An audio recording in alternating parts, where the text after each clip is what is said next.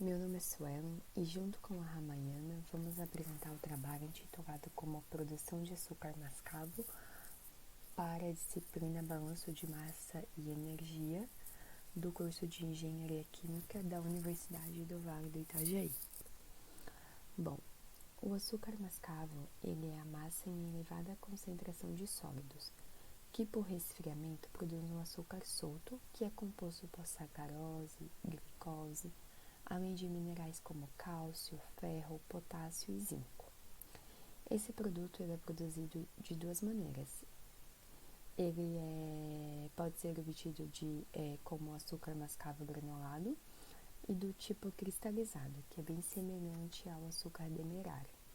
A sua granulometria é muito fina e o açúcar mascavo possui cor caramelo ou marrom. O Brasil ele é considerado o maior produtor de cana-de-açúcar e está em quarto lugar como o país que mais consome açúcar. Cerca de 70% dos brasileiros ingerem açúcar mais de uma vez ao dia.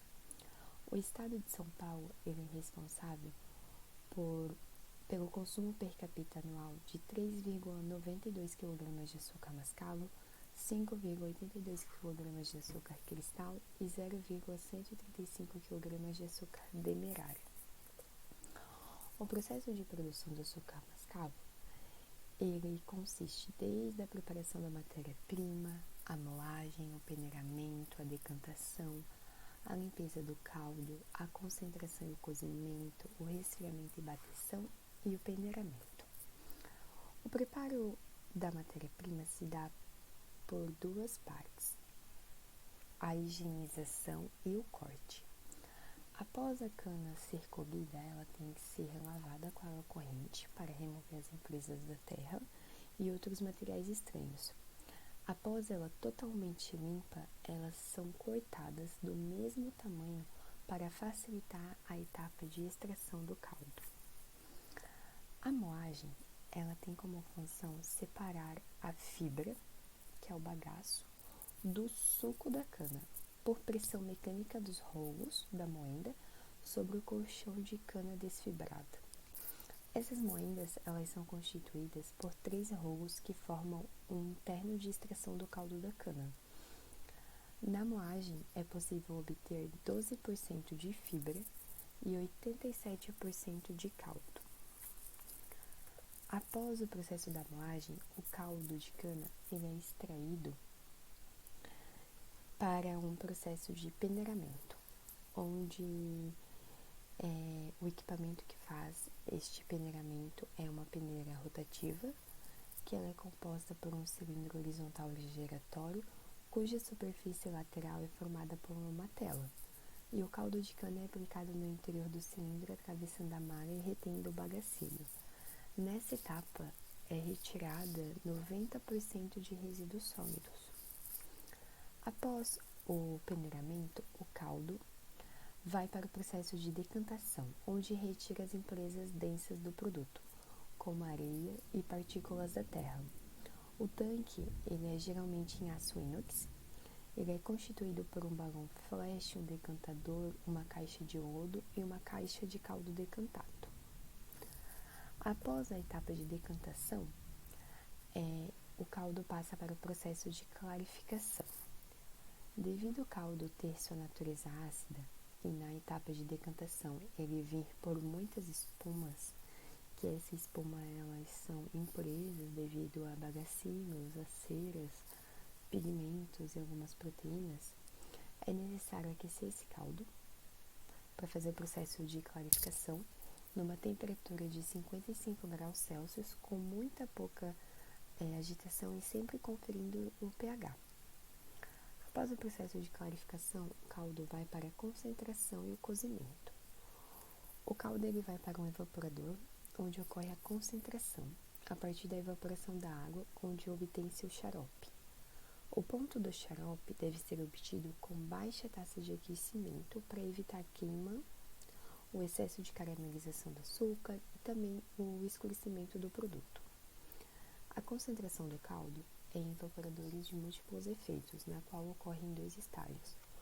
O primeiro realiza-se em evaporadores de múltiplos efeitos, onde a concentração do caldo clarificado fica dentro do equipamento até atingir um líquido denso de cor marrom. No segundo estágio, este líquido denso é nomeado de xarope concentrado. Ele vai para evaporadores de simples efeitos até ter uma condição de massa cozida, onde esse processo fica conhecido como cozimento. Após o processo de concentração e cozimento, e após ser atingido também o ponto do açúcar mascavo, o xarope vai para o processo de resfriamento e bateção, onde ele é transferido para uma resfriadeira.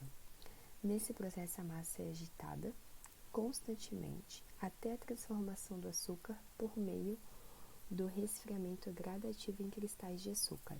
A temperatura pode chegar até a temperatura ambiente e esse processo leva em média de 15 a 30 minutos. Após resfriar esse processo no cristalizador, o gás carbônico é liberado e acontece a granulação dos açúcares.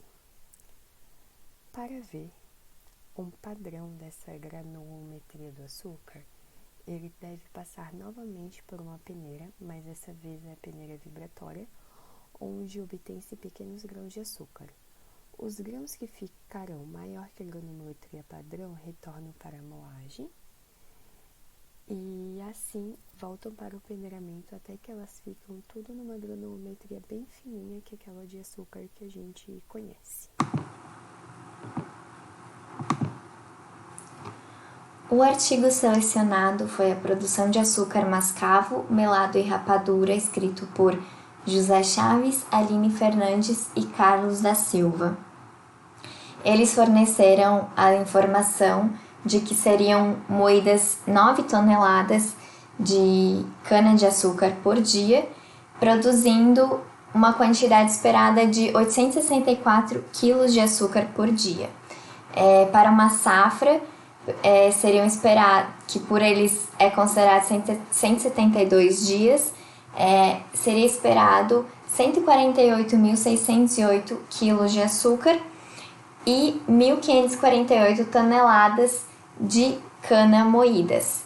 Eles também forneceram a energia do processo, onde ficou em 10.994 kWh. Então, para iniciar o processo, ocorre a moagem, onde a cana entra no moinho e sai o bagaço e o caldo. Esse caldo ele sai com restos do bagaço, onde foram considerados 20%, que 20% permanecem no caldo. Não foram consideradas perda desse caldo juntamente com o bagaço, e foram, de acordo com o autor, 12,5% do constituinte da cana são sólidos, ou seja, são bagaços. E os 87,5% seriam o caldo. A nova base de cálculo proposta foi de 3 toneladas ou 3.000 quilos de cana moída. Na peneira, então, entrou um volume de... Entrou 2.700 quilos do caldo juntamente com os sólidos. Então, foi considerado que houve uma remoção de 85% desses sólidos no caldo e uma perda de 3% do caldo. Na decantação, foi considerada uma remoção de 70% dos resíduos no caldo e 5% de caldo que sai juntamente com o lodo. A decantação dura em torno de 3 horas e ela serve para separar os sólidos em suspensão ou sólidos mais leves, que são mais difíceis de separar em processos rápidos. Então, entraram 2.557,5 quilos do produto vindo da peneira e saíram 2.422,31 quilos de produto, juntamente com sólidos. No processo de limpeza do caldo ou de clarificação, é muito importante considerar a composição da cana-de-açúcar. Então, nesse caso, a cana-de-açúcar é considerada de 18 graus Brix, de acordo com o autor, e então a composição dela seria de 19% de açúcar, 78,5% de água e 2,5% de não açúcares. Esses não açúcares seriam impurezas consideradas como pigmentos ou ceras que reduzem a qualidade do açúcar produzido. Então, há um aquecimento nessa etapa, onde essas impurezas ficam retidas na superfície do líquido em forma de espuma, e essa espuma é retirada, então, do processo. Então, as hipóteses consideradas foram a não presença de evaporação, os resíduos sólidos e os não açúcares, ou seja, as impurezas são removidas completamente, uma perda de 2% de açúcares e 3% de água. A água de aquecimento do processo entra a 107 graus Celsius, a corrente J entra a 25 graus Celsius e a corrente de saída, a corrente L, sai a 60 graus Celsius. Para os cálculos de balanço de energia foi utilizada a fórmula do CP encontrada na literatura, de acordo com Hugo, em 1997, onde é possível calcular então o CP a partir dos grau Brix, onde CP igual a 1 menos 0,0056 vezes grau Brix. A partir do valor de CP, então, é possível calcular a entalpia e após, então, seria possível o cálculo do calor, onde Q igual a saída menos a entrada do processo do equipamento. Todos os cálculos foram realizados de acordo com esse princípio.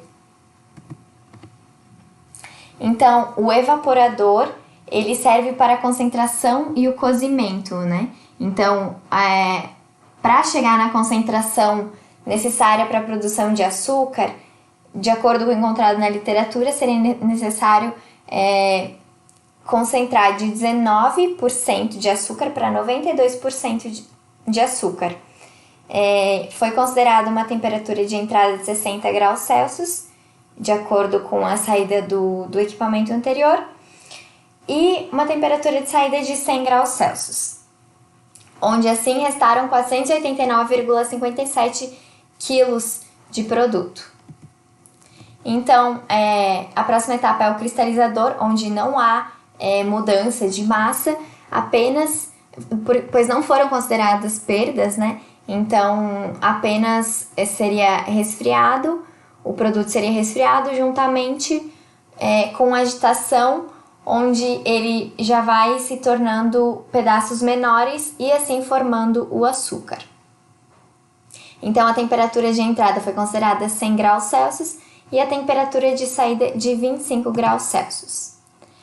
Para a peneira, então, foi considerada uma perda de 5% do açúcar que ficaria retido nessa peneira, onde ele voltaria para o processo, para o reaproveitamento.